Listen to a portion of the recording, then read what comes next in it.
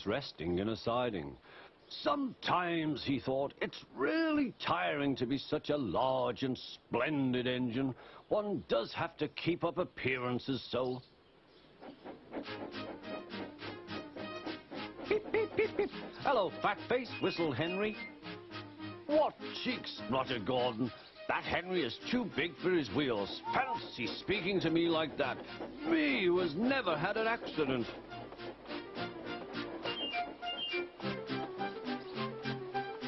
Aren't jammed whistles and burst safety valves accidents? Asked Percy innocently. No, indeed. High spirits might happen to any engine. But to come off the rails like Henry did, well, I ask you, is it right? Is it decent? Then it was Henry's turn to take the express. Gordon watched him getting ready. Be careful, Henry. You're not pulling the flying kipper now.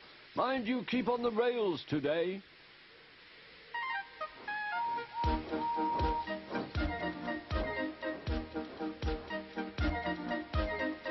Henry went off in a huff, and Gordon yawned and went to sleep. But not for long.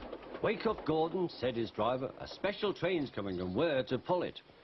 Is it coaches or trucks? Trucks, said his driver.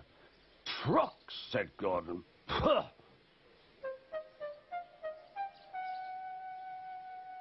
Gordon's fire was slow to start, so Edward had to push Gordon to the turntable to get him facing the right way. I won't go, grumbled Gordon. Don't be silly, puffed Edward. At last Gordon was on the turntable. The movement had shaken his fire. It was now burning nicely and making steam. Gordon was cross and didn't care what he did. He waited till the table was halfway round. I'll show them, he hissed. He moved slowly forward to jam the table, but he couldn't stop himself and slithered into a ditch. Ooh, she hissed. Get me out! Get me out! Not a hope, said his driver and fireman. You're stuck, you silly great engine. Don't you understand that? They telephoned the Fat Controller. So Gordon didn't want to take the special train and ran into a ditch. What's that you say? The special's waiting? Tell Edward to take it, please. And Gordon? Oh, leave him where he is. We haven't time to bother with him now. On the other side of the ditch, some little boys were chattering. Coo, doesn't he look silly? They'll never get him out. They began to sing. Silly old Gordon fell in a ditch, fell in a ditch, fell in a ditch. Silly old Gordon fell in a ditch, all on a Monday morning. Gordon lay in the ditch all day. Oh dear, he thought, I shall never get out.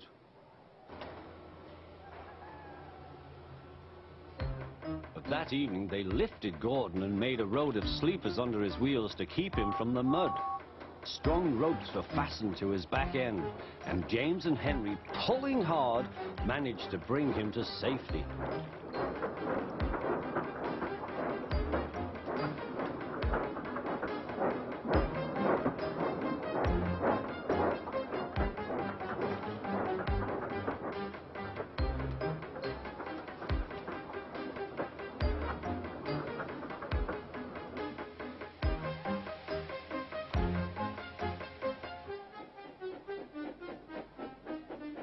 Late that night, Gordon crawled home, a sadder and wiser engine.